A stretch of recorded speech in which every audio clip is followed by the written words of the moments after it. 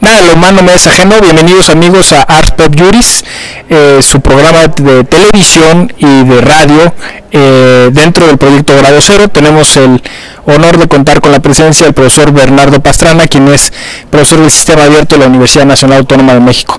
Bernardo, bienvenido.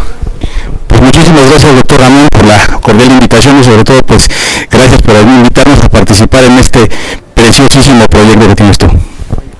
Pues la intención es platicar un ratito con Bernardo sobre las cuestiones de música y derecho.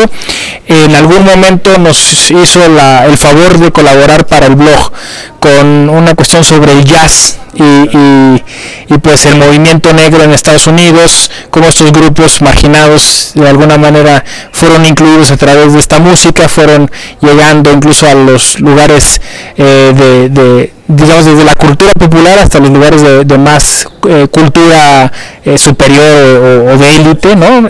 Con la música, ¿no? Pero ¿cómo nos puede ayudar la música y el derecho?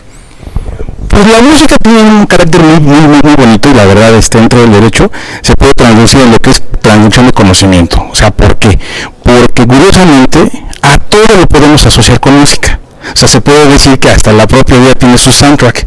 Hay canciones, hay momentos, hay lugares, hay tipo de música, de emotividad que se pueden reflejar. En el caso del jazz, como es un movimiento que nació, pues digámoslo así, por la libre improvisación, o sea, en base a poder hacer algo diferente de lo que ya se tenía, y lo mismo que se está haciendo ahorita con el derecho, y es bien homólogo al jazz.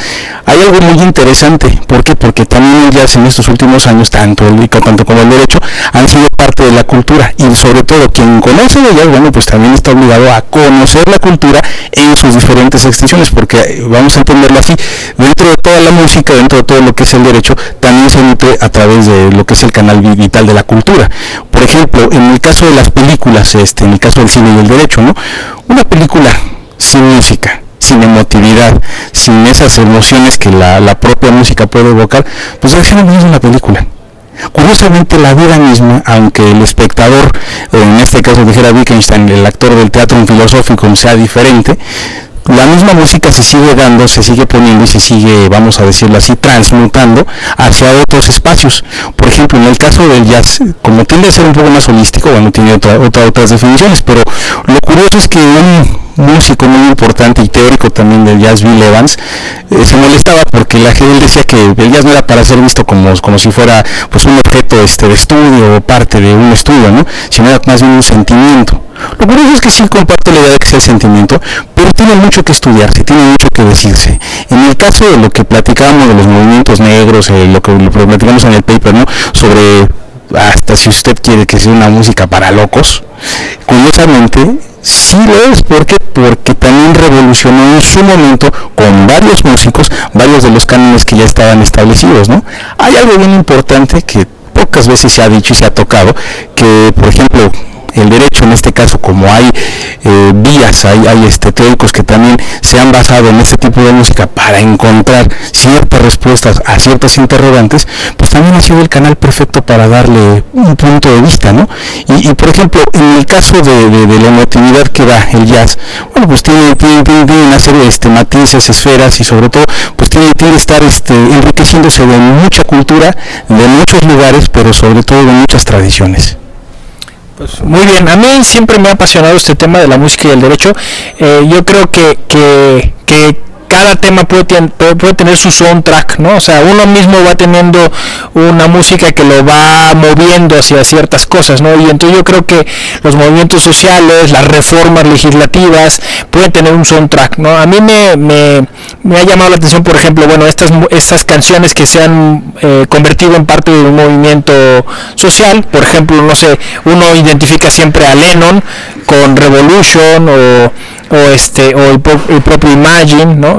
Cómo son estas canciones que respaldaron hasta cierto punto movimientos contra la guerra en ciertos lugares que hacían los Estados Unidos, exactamente un movimiento pacifista, una serie de cuestiones de ideologías que llevaron a cuestiones también jurídicas.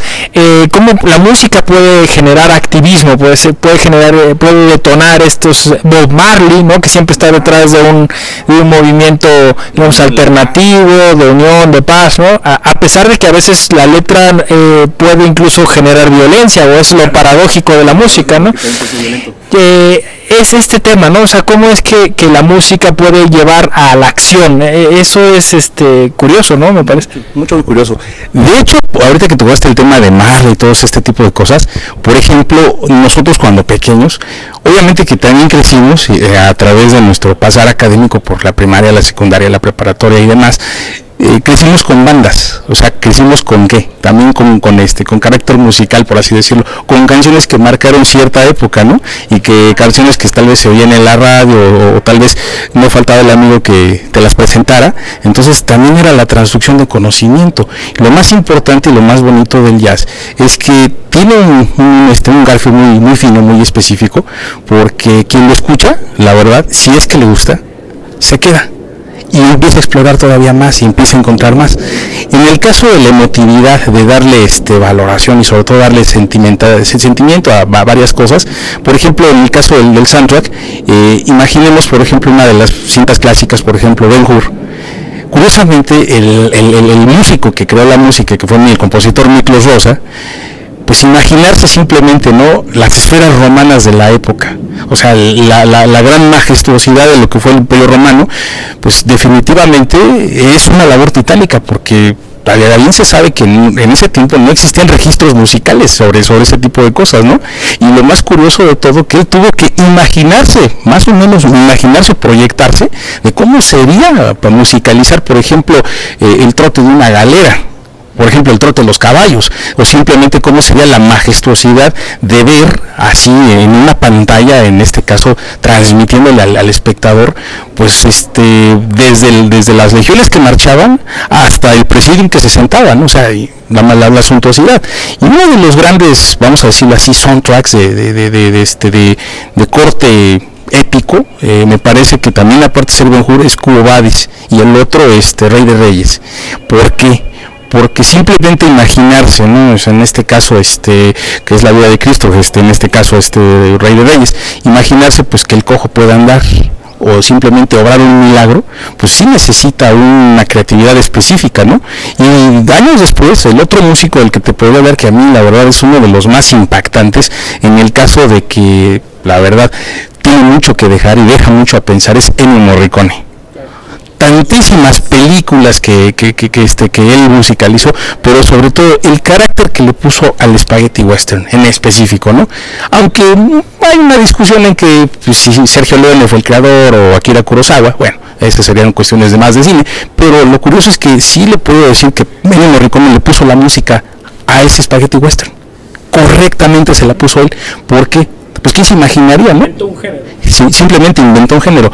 ¿Quién se imaginaría que con silbidos, ruidos y sobre todo con toda la particularidad que él compone su música, pues se podría crear música para, en este caso, darle vida a ese western, ¿no? Imaginarse la vida americana de esos años, pero sobre todo proyectada a través de la música. Eso es una evocación. Y cualquiera que escuche el tema, no sé, desde por algunos dólares más, Agáchate maldito, entre tantas películas que hay, inmediatamente dispara a la mente de Ennio Morricone, no, pues es él, y es su sello característico. Yo creo que eso es lo que evoca también esas situaciones, porque puede generar ira, puede generar coraje, puede generar descontento, así como también puede generar paz y otro, lo más importante, triunfo, ¿no?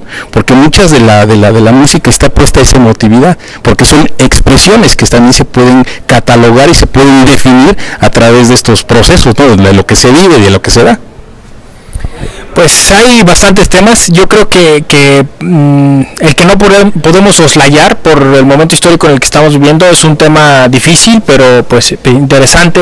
Primero porque hoy hay una idea ligada a la música con el narcocorrido, ¿no? O sea, es decir, hay un gran sector de los mexicanos que crecen, que oyen, que generan un imaginario, que generan una serie de acciones a partir de este género musical. Muy discutido, muy peculiar, pero bueno, una realidad. Y la otra es que ahora que fue toda la cuestión de Ayotzinapa, estuve oyendo que el género musical fue el hip hop. Entonces ya hicieron una canción, ya hay una queja, ya hay una serie de mensajes ahí a través de exactamente. Entonces a eso también un poco está este soundtrack de las películas, pero también está el soundtrack de la vida real, ¿no?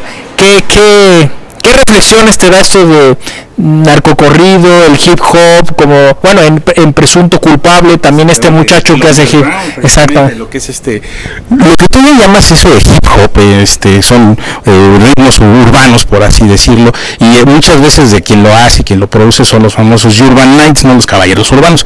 Lo curioso es que el narcocorrido aquí en México tiene una raíz profundísima, hondísima, desde gente que se imaginaba y sobre todo idealizaba en esos corridos a la gente que producía pues malavidamente lo que era la droga y sobre todo todo lo que implica ser narcotraficante, y sobre todo de edificarlo para que la gente pues de alguna manera continuara con la estirpe o siguiera el proceso.